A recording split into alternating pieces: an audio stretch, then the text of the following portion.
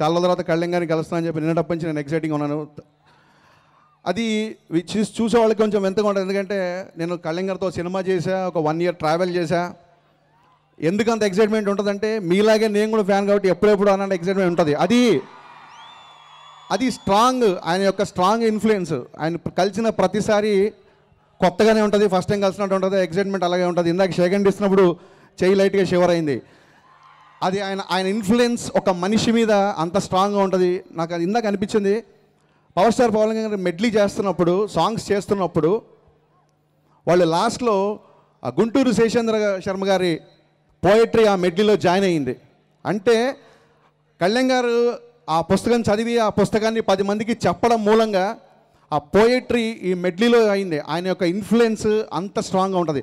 అలాంటి ఒక మంచి కవిత్వం, మంచి పుస్తకం ఇవాళ యూత్కి చేరిందంటే అది కళ్యాణ్ గారు చదివి 10 మందికి చెప్పడం మూలంగానే. సో ఇక్కడ మీరు ఎలాగో నేను అలాగే ఆయన ఇన్ఫ్లుయెన్స్ మన మీద అంత స్ట్రాంగ్గా ఉంటుందని చెప్పడమే నా ఒక ముఖ్య ఉద్దేశం. ఇవాళ బై యాక్సిడెంట్ యాదృచ్ఛికంగా May 10th, రేపు May 11th, కరెక్ట్గా 6 సంవత్సరాల క్రితం నా జీవితం మారిపోయిన రోజు, గబ్బర్ సింగ్ రిలీజ్ అయిన రోజు. నిజంగా అప్పుడే 6 సంవత్సరాలు అయిపోయిందా అనిపిస్తుంది నాకైతే. మొన్నే పొల్లాచికి వెళ్ళి అంతాక్షరి షూట్ చేసాం, మొన్ననే స్విట్జర్లాండ్కి వెళ్ళి పిల్లా నువ్వు లేచిన సాంగ్ తీసాం, రామోజీ యూనివర్సిటీలో ఆకాశం అమ్మ అయితే షూట్ చేసాం కదా, మొన్నే జరిగింది కదా అనిపించింది. నాకు అలా ఎందుకు అనిపించిందని ఎప్పటికప్పుడు నేను ఆలోచించుకుంటుంటే, ప్రతి సంవత్సరం సోషల్ నెట్వర్క్లో 1 day బిఫోర్ నుంచి స్టార్ట్ అవుతుంది. దానికి కారణం ఏంటంటే ప్రతి సినిమా కమిట్ అవుతున్నప్పుడు ఒక విపరీతమైన భయం ఉంటుంది. ఎస్పెషల్లీ ఆఫ్టర్ గబ్బర్ సింగ్ ఒక 100 టన్నుల ఇనుము ఎవరో భుజాల మీద వేస్తున్నా ఒక టెన్షన్ ఉంటుంది. ఒక సీన్ రాకపోయినా, ఒక డైలాగ్ రాకపోయినా భయంకరమైన ప్రెషర్ ఉంటుంది. ఎవరో శక్తి లాగేస్తున్నట్టు కొత్త సినిమాకు ఉన్న ఎగ్జైట్మెంట్ ఎంత ఉంటుందో ఒక టెన్షన్, ఒక ప్రెషర్ కూడా అలాగే ఉంటుంది. అలాంటి టైంలో నేను ఒక్కడనే కారు వేసుకొని బయలుదేరుతాను.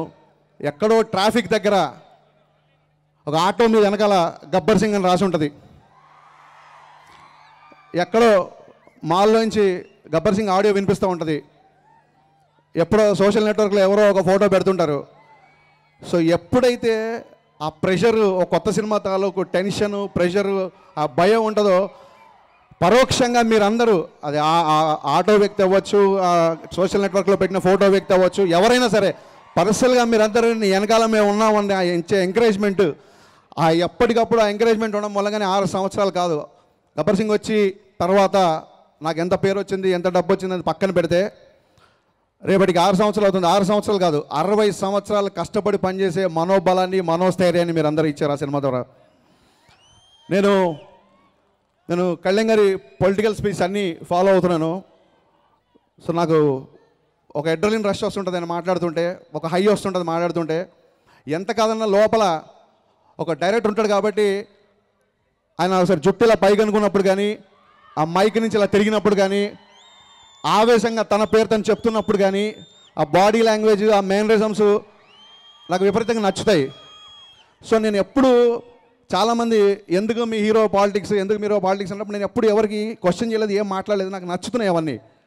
బట్ మొన్న విజయవాడలో కళ్యాణ్ గారు అంత ఎండలో చెమటలు కక్కుకుంటూ నడుచుకుంటూ వెళ్తున్నప్పుడు ఆయన వేసుకున్న కుర్తా అంతా తడిసిపోయి ఎండకి ఆయన అలా వెళ్తుంటే ఫస్ట్ టైం నేను ప్రతి పొలిటికల్ స్పీచ్లో నేను హై చూసాను, నాకు ఎక్సైట్మెంట్ వస్తుంది, కొంచెం లోలో ఉన్నప్పుడు ఒక అడ్రినలిన్ రష్ వస్తుంది, మళ్ళీ పని చేయాలని స్ఫూర్తి వస్తుంది. కానీ మొన్న విజయవాడలో అంత చెమటలతో అంత ఎండలో తడిసిపోయిన కుర్తా నడుచుకుంటూ వెళ్ళినప్పుడు నాకు ఫస్ట్ టైం చాలామంది అనుకున్నా నాకు అనిపించింది. అంటే ఏసీ క్యారవాన్లోంచి కిందికి దిగి గొడుగు పట్టి మళ్ళీ ఏసీ క్యారవాన్లోకి వెళ్ళి శుభ్రంగా షూటింగ్లు చేసుకుంటూ, అది కాదనుకొని, కోట్ల సంపాదనని కాదనుకొని, అఖండమైన కీర్తి, చాలామంది పేరు గురించో డబ్బు గురించో పాలిటిక్స్లోకి వచ్చే చాలామంది ఉన్నారు. బట్ అఖండమైన కీర్తి ఆల్రెడీ సంపాదించి ఇవన్నీ కాదనుకొని ఆ విజయవాడ క్లిప్పింగ్ చూసినంతసేపు నాకు అనిపించింది, ఇది అవసరమా?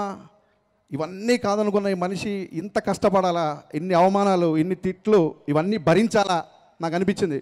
బట్ పర్సనల్గా ఆయనతో ఎంతో కొంత ట్రావెల్ చేసే అదృష్టం లభించింది కాబట్టి ఆయన నమ్మిన సిద్ధాంతం, ఆ సిద్ధాంతం కోసం ఆయన చేస్తున్న యుద్ధం, నిస్వార్థమైన ఆయన లక్ష్యం, సార్ ఇవన్నీ ఎంతో కొంత నాకు అర్థమైనాయి. కాబట్టి నిస్వార్థమైన లక్ష్యాన్ని మీరు చేరుకోవడానికి భగవంతుడు మీకు అచంచలమైన మనోస్థైర్యాన్ని, అమితమైన మనోబలాన్ని ప్రసాదించాలని మనస్ఫూర్తిగా కోరుకుంటూ thank you once again for being in my life sir. ఈ వీడియో మీకు నచ్చినట్లయితే లైక్ చేయండి, షేర్ చేయండి. ఇలాంటి మరిన్ని సరికొత్త సినిమా వీడియోల కోసం ఛానల్ని సబ్స్క్రైబ్ చేయండి. అలాగే ఇక్కడ ఉండే ఈ గంట సింబల్ని క్లిక్ చేయండి. మేము అప్డేట్ చేసే ప్రతి వీడియో నోటిఫికేషన్స్ మీకు వచ్చేస్తాయి.